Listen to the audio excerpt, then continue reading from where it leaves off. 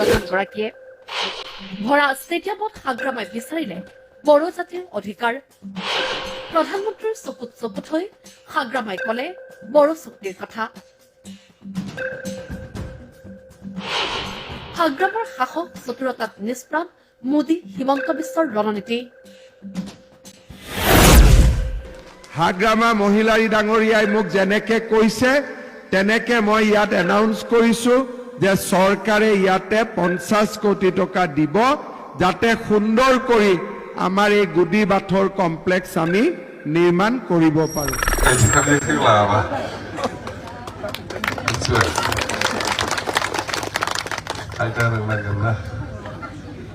नोंनि सम्पति नङालै बेयो गभर्नमेन्टनिसो भाइ होननानै जोगासिनो जोंना बास। कुनि डाबलखौ मावगोन आङो रन्जन दैमारियाबो गगोन नायबाय थाल'। टाइम थारिख आं होनो हायालै बबेबा शब्दखौ बारा बुजिनो रोङा ना। फासि अर्डार जानाय आरो आंनिफ्रायबो फासि अर्डार लाइफटाइम लोगो मोनगोन दे। All of you now, I just can't hold it together.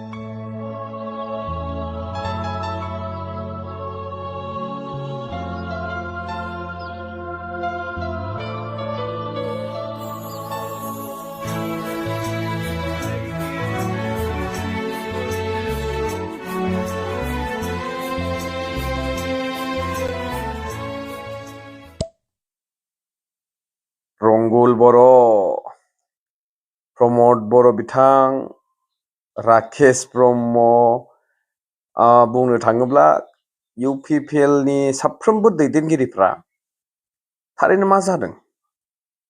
बिथांमोना जेननायनि दुखुखौ लानानैहाय माइन्डफोरा स्टेबल नंलादां।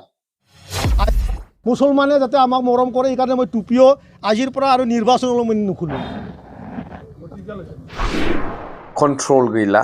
आं सानो बिथांमोना एसे गावसोरनि कमन सेन्सफोरखौहाय हमथानो नाजा, बेलेन्स खालामनो नाजा। बुंनाङि समावहाय बुंब्रनाय।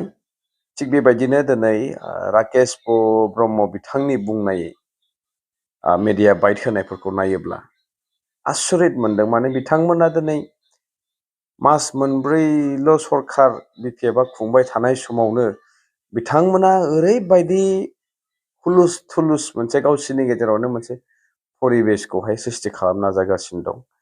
रायजोफोरनोहाय मेसेज हरनो नागिरगासिनो दं जे बिपिएफ सरकारा दिनै नै मावनो हायाखै, फेलें जाबाय होननानै। बुरबक नामा नोंसोरो? ओनसोलाव नाये बुरबक MA पास बबे साबजेक्टनि गियान दं नोङो? इতিয়া काहिनीটো ইয়াতে আছে যে বিপিএফ বিটিসি অঞ্চলত নায়ে। दान मोनब्रैल' थांदों। दान मोनब्रै बा मोनबायावनो दिनै नोंथांमोना नुबाय बे मोनबा गेरेन्टिया मोगथां महर मोननो थांगासिनो दं। आनएमप्लयड इउथ्सफोरनो होन, मिनि सेक्रेटारियेटनि बाथ्रा बुंनाय बैफोरो, सेल्फ हेल्प ग्रुपनि बाथ्रा बैफोरो, आरो बेराफारसेथिं सिनियर सिटिजेन बे होनाय रादाय बा मोनबा गेरेन्टिनि बाथ्राखौ आं बुंदों। बे दिनै मोगथां महर जागासिनो दं।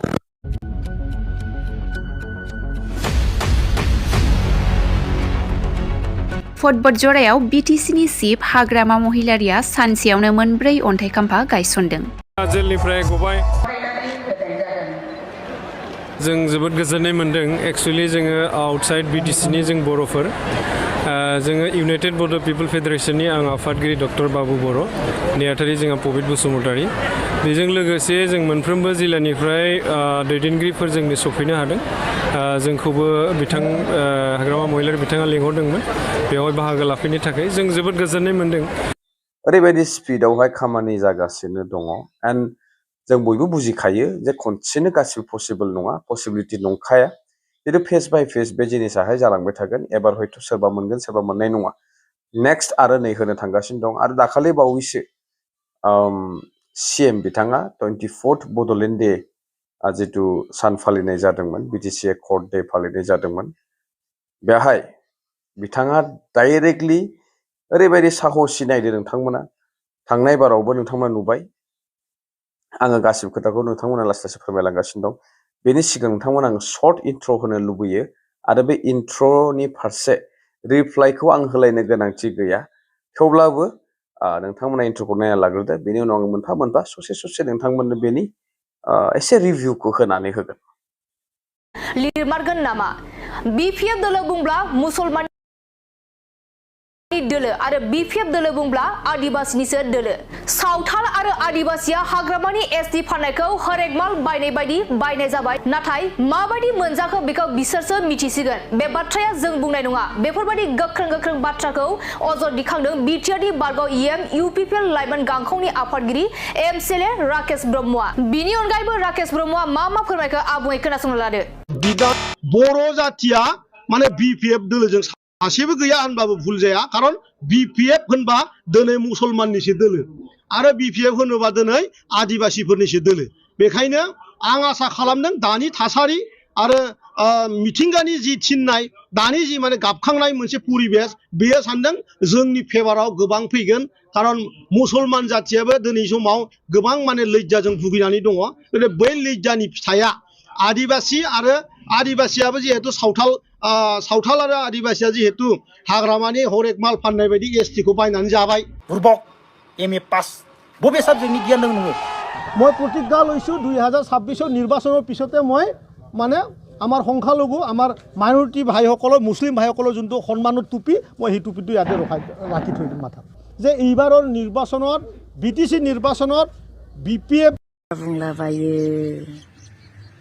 मुस्लिमफोरनि भट लानाय आदिबासिनि भट लानाय नोंथांमोनालाय मानो लानो हादिया बिदिब्लालाय ओरैनो थगायनानै लादोंबालाय नोंथांमोनाबोथ' थगायदोंमोन माथो थगायबाबो लाब गैला नोंसोरनि इउपिपिएलखौ रायजोफोरा रायजो राजाफोरा ब्रह्मपुत्रआव गंगा दैमायाव ज्राव गारहैबाय बिपिएफ दोलो होनब्ला आदिबासिनि दोलो मुसलमाननि दोलो होननानैहाय राकेश ब्रह्म बिथाङा बुंदों दा मा रावजों बुंनानै मा रावजों गाव बे बुंफिनखो आं आसरित मोनदों आरो सासे बिथाङा आरो मा बुंबावदों आं बेखौ नोंथांनो देखायगोन खिन्थु बे राकेश ब्रह्म बिथाङा बुंनो नाजादों टुपि गाननानै मुसलमाननि ड्रेस गाननानै खसाब गाननानै एखमब्ला बिपिएफ दोलोखौ आदिबासिनि होनो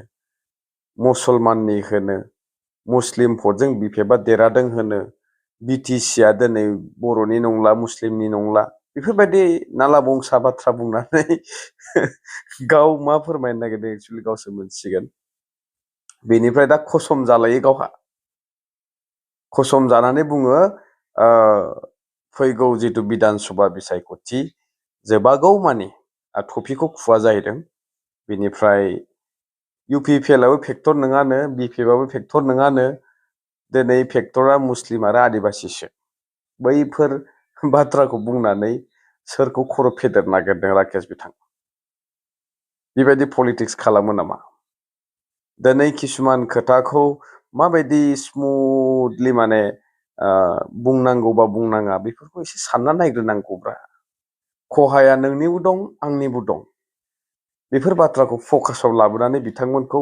गोथौसिमहालागै सिन्था खालामनो थाखाय दिनै नोंथाङा मानो खाबु होदों नोंसिना लिडारा मा बुंदों प्रमद बर'आ दिनै फिन खनसे 17 बोसोरखौ रायखांनानै आरोबाव गाबबावदों মাত্র 69,000 ঘৰ বনাইছিলে আমি 3 লাখ ঘৰ বনাই থৈ আহিলো আৰু তেখেতসকলৰ যিবিলাক ভুল আছিলে এইবিলাকো আমি যিমান পাৰো খুদৰাই আহিলো 5 बोसोर समय होदोंमोन रायजो राजाफोरा 5 बोसोराव नोंसोर मावदों मावाखै मोजां जादों जायाखै बेनि मेन्डेटखौ अलरेडि नैबे थांनाय बिसायख'थियावनो होबाय सेप्तेम्बर दानाव नोंथांमोननि जोबथा सरखारमोन दा खय मास जाखो हिसाब खालामदो बेखिनियावनो नोंथांमोना आकाश पाताल फाराग गैयै माने खामानि मावजानो लुबैयोब्ला थेवब्लाबो हाग्रामा महिलारि सार बिथाङा स्पष्टयै बुंबावदों नोंसोरो जेसेबां नुदों बेनि बांसिन मावबावगोन होननानै बुंदों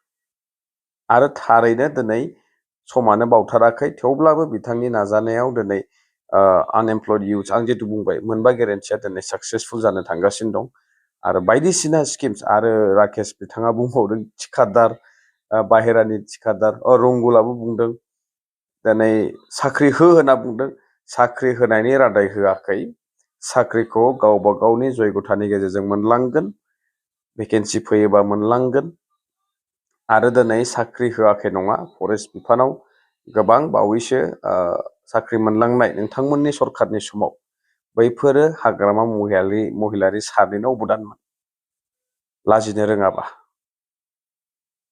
गोबां खोथा आङो बुंनो सानाखै नोंथांमोननो क्लिप्सफोरखौ आङो ससे दिन्थिबावगोन आरो जितु थांनाय कारिगावआव जानाय जाथायखौ लानानै नोंथांमोना दिनै राजनिति खालामनाया जोबोद गाज्रि जादों दुखुनांथाव जादों माहारि आफादफोरा बेलाफारसेथिं जाथिनि स्वार्थआव जि मावनांगौ मावगासिनो दं बुंगासिनो दं बेवहाय नोंथांमोना पलिटिकेलि बेखौ जुदि बोखांबाय थायोब्ला सान्थिबो जाजानो लुगैयो आरो नोंथांमोना असान्थिबो क्रियेट खालामनो नागिरो दिनै जाथिया मोनसे सेन्टिमेन्टजों जि दावराव जानांगौ जाबाय माबा मोनसे इन्सिडेन्ट जाबाय बे दावराव जालांबाय बेवहाय नों सरकार थाब्लाबो सोरबा सरकार थाब्लाबो बे खेथ्रआव बुंनांगौ बा बुंनो हानाय अबेबा साइडनि जानानै थोंजोङै बुंनो हानायनि केपासिटि गैखाया आरो हायाबो ओंखायनो मोननैबो पक्षआव थानानै मोननैबो फारसेथिं बेलेन्स खालामनो गोनां जायो नाथाय नोंथांमोना दिनै बेखौ गुबुन फारसे आलादा बाथ्रा बुङो गुबुन फारसेथिं गावजों गाव हाद्रि सारलानाय फुनलानाय गावजों गाव एथुलायबाय थानायखौ नुदों आरो बे जोबोद गाज्रि जादों आयेन बेबस्था दङ आयेन बेबस्थाखौ बिजिरनांगौ बेखौ नारसिन खिन्थु बेखौ लानानै दिनै दान मोनब्रैयावनो असान्थि जाफिनबाय माबा जाफिनबाय होननानै बै सिटुवेसनखौ दिनै नोंथांमोननि जे बाथ्रा बुंनाय राव बुंनाय नैबेजोंसो आरोबाव ओनसोलाव दावराव दावसिया सोमजिबावगोन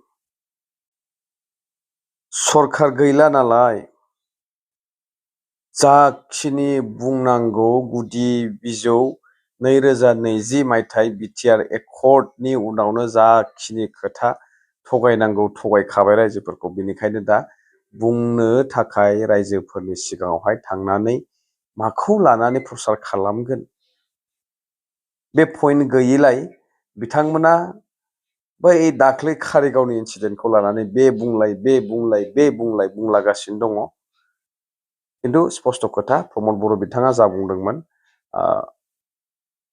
गभर्नमेन्टआव थाब्ला सोरबा हेमन्त बा सोरबा हाग्रामा बा सोरबा प्रमद AK-47 लानानैहाय बै सिटुएसनखौ कन्ट्रल खालामनो हाया थिग खोथाखौनो बुंदोंमोन नाथाय दिनै बै थिग खोथाखौ बुंनानै दिनै नोंथांमोननि दैदेनगिरिफोरानो माबोरैहाय बे इन्सिडेन्टखौ लानानै गावजों गाव माने आरोबाव असान्थि खालामनो नाजाबाय थादों मोनसे जाथाय जालांबाय दावराव दावसि थांबाय बेनि फारसे प्रशासननो जाखिनि प्रेसार होनांगौ होबाय नाथाय दिनैहाय बेखौ रायखांबाय थानानै सोर फारसेखौ आसि थुनो सानदों दिनै UPPLखौ थुब्लाबो BPFखौ थुब्लाबो दिनै निजेनो गावखौनो गाव आसि थुना लानायसो जादों आरो सोरखौबा खर' फेदेरगासिनो दं नोंथांमोन दिनै फेक्टरानो गैयानो जोङो संख्यालुसो जाहैबाय जायो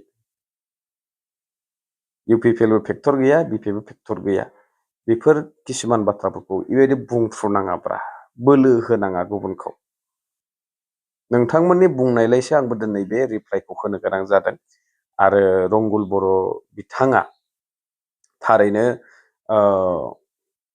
एसे साइक'लजिकेलि डिसअर्डार जाबाय नामा बिथाङा मा बुङो मा मायो गाव बुजिया सोमजिया गाव बुजिनानैबो बुजियै बायदि बाथ्राफोरखौ बुंनाया लाइमोन गांखंनि सासे जाखांफुनाय दैदेनगिरि बिथांनिफ्राय हब्रा बेफोरबायदि बुंनो थाखाय समाया एग्जामपला नोंथांनि सोरगिदिंनो गिदिंगासिनो दङ बेफोरखौ नायनानै बुं प्रमद बर' सरकारनि समावहाय गोथां गोथि हयथ' सरकार थासेयावबो नोंथांमोना माबोरैहाय बिथोन होनानै साथाम साब्रै पुलिस थाना सिङाव गावथारजानाय खर' मेलेम गब्लंलायनाय गावनाय बेफोर जाथायखौ बुरखांनांगौ नामा? दिनैसिम केसा पेन्डिं जानानै दङ। बारा बावाखै आङो बै न'खरावबो थांनानै भिजिट खालामना फैनाय, बिथांमोनावबो सोंहैदों बै जाथायनि सोमोन्दै। बेफोरखौ रायखांफिननांगौ नामा? बिदि पलिटिक्स खालामोब्ला मेरला दङ, खिन्थु बेफोरखौ रायखांनानै दिनै गावजों गावसो हासि थुलायनाय जागोन। बाखि खोथाया आं बुंलायनांगौ गैला, रायजो राजा नोंथांमोना नुखादों। बिथांमोननि सोंथिया गावसोरनो फिननायखौ होफिनना लादों। बेनिखायनो बे एख' नङा, जास्ट मात्र इलेक्सननि मोनसे हाउदाव इलेक्सननि जि प्रसार अभियान बिथांमोना बोरै हागौ बोरै हाया खुगाजों थगायनो नागिरगासिनो दं। जिहेतु बिथांमोना सुइजारलेण्डखौबो परिबर्तनखौबो जौगानायखौबो 5 बोसोराव खुगाजोंनो लाबोबाय, खुगाजोंनो मावनानै दिन्थिबाय, मोगथां महरजों नुनो मोनाखैमोन। जायखौहाय दिनै बिथांमोना होनगासिनो दङ जे हाग्रामा महिलारि सारा 28था देरहानानैबो मानो बिजेपिनि गलाम जादों। सोलोंना ला बिथांनिफ्राय, खायदा रोंनांगोन। स्पष्टयै राजुहुवा सभाफोरावनो हाग्रामा महिलारि सार बिथाङा निजेनो बुंफ्रुजोबना होदों, जायनि जाहोनाव दिनै बिथांमोना हाग्रामा महिलारि सारखौ जा मेन्डेट होनानै सरकाराव लाबोफिनदों। मा बिटिसि मा बाहेरा गासिबखौबो खौसेयै बिथाङा लांनो नाजागासिनो दङ। बेनि रोखा फोरमान नोंथांमोना नायदो, नुगासिनो दं।